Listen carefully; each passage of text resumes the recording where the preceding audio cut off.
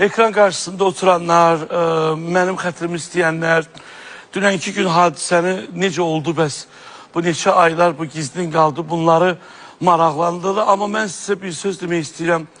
Hər zaman kiməsə deyəndə ki, Allah balavı saxlasın və ya da ki, Allah balalarımızı xoşbəxt eləsin demək istəyirdim. Amma öz balam olmadığına görə deyə bilmirdim ki, Allah sənin də balavı saxlasın, mənim də. Amma buradan demək istəyirəm ki, bütün bizə baxanlara Allah Teala hər birimizin balasını xoşbəxt böyütmeyi, sağlam böyütmeyi nəsib eləsin.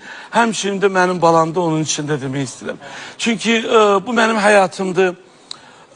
Bu mənim həyatımda baş verən bir hadisədir. Çox az bir dostlarımı dəvət eləmişdim ora. Demək olar ki, dostlarım yox idi. Qohumlarım idi, bibim idi, bibim qızlarım.